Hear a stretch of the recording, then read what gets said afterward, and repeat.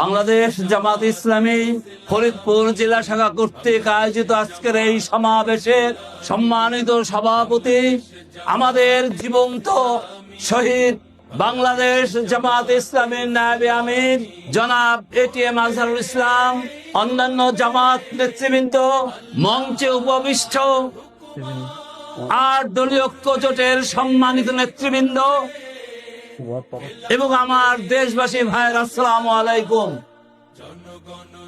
আমরা এই বাংলাদেশে একটা সুন্দর এবং একটি ভালো পরিবেশ সৃষ্টির জন্য এদেশের জনগণ দীর্ঘদিন যাবৎ বুক বেঁধে আশা করে আছে, কিন্তু আমরা কি সেই সুন্দর বাংলাদেশ পেয়েছি? এই গত 54 বছরের শাসন কি আমাদেরকে এই দেশে একটা সুন্দর দেশ উপহার দিয়েছে?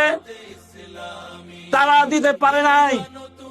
তারা হয়তো চেষ্টা করেছে তাদের আঙ্গিকে, তারা চেষ্টা করেছে, কিন্তু তারা পারে নাই, কারণ মানুষের তৈরি আইন মানুষকে শান্তি দিতে পারে না।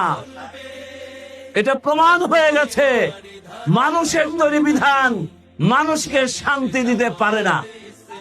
তাই প্রিয় ভাইরা, আমরা সিদ্ধান্ত নিয়েছি এদেশের যত ইসলামপন্থী দল আছে তারা একাত্ম হয়ে সিদ্ধান্ত নিয়েছে এই দেশকে যদি উন্নত করতে হয়, দেশের মানুষের যদি শান্তি আনতে হয়, দুনিয়ায় শান্তি পরকালে মুক্তি যদি পেতে হয়, তাহলে যে সমাজ ব্যবস্থা আছে এই ঘুণে ধরা সমাজ ব্যবস্থা, পচা জঘন্য সমাজ ব্যবস্থাকে উৎখাত করে দিয়ে নবী রাসূলদের অনুসরণে আমরা এই বাংলাদেশকে একটি সোনার বাংলা বানানোর জন্য আল্লাহর বিধানকে দেশে বিজয়ী করবে ইনশাআল্লাহ।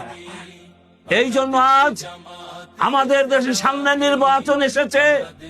সেই নির্বাচন এদেশের ইসলামপন্থী দলগুলো যার যার আঙ্গিকে ঐক্যবদ্ধ হয়ে তারা দেশে নির্বাচন করতে যাচ্ছে। এই ফরিদপুরে 4টি আসন, এই 4টি আসনে দাঁড়িপাল্লার মার্কা নিয়ে আমরা নির্বাচন করছি। যদি এটা সঠিকভাবে থাকে, যদি ঐক্যজোটের মাধ্যমে যেই আসুক না কেন, যে মার্কা নিয়ে আসুক, সেই মার্কার পক্ষে আমরা ইনশাআল্লাহ কাজ করব। আল্লাহর দিনকে বিজয়ী করার মাধ্যমে এই দেশে একটি ইনসাফপূর্ণ, ন্যায় ভিত্তিক, বৈষম্যহীন সমাজ কায়েম করব, যাতে দেশের মানুষ সুখে শান্তিতে বসবাস করতে পারে। আর আমাদের যারা ভবিষ্যৎ প্রজন্ম আসছে তারা যাতে সুখে শান্তিতে ভবিষ্যতে বসবাস করতে পারে, সেই রকম একটা পরিবেশ সৃষ্টি করতে হবে। আমরা দেখেছি যারা দেশ শাসন করেছে, লুটপাট করেছে, চাঁদাবাজি করেছে, দখলদারিত্ব করেছে এবং তারা একটা নৈরাজ্যজনক দেশ পরিচালনা করেছে, তারা আবার জার্সি পাল্টায় অনেকে আবার আমাদের সমাজে আবির্ভূত হচ্ছে।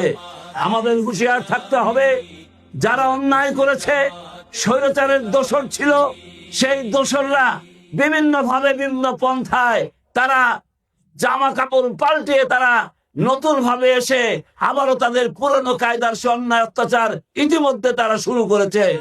এর জন্য আসুন আমরা ঐক্যবদ্ধ হয়ে সকলে মিলে এই দেশে দাঁড়িপাল্লার মার্কাকে বিজয়ী করে, অথবা ইসলামের প্রতীক নিয়ে যে দাঁড়াবে, যাকে আমরা স্যাংশন দেব, তার পক্ষে কাজ করে এই দেশে আমরা আল্লাহর দিনকে বিজয়ী করব, ন্যায় ইনসাফ প্রতিষ্ঠিত করব, আল্লাহর আইন এবং সব লোকের শাসন কায়েমের মাধ্যমে এই দেশ থেকে আমরা সামনের দিকে ইনশাআল্লাহ এগিয়ে নিয়ে যাব।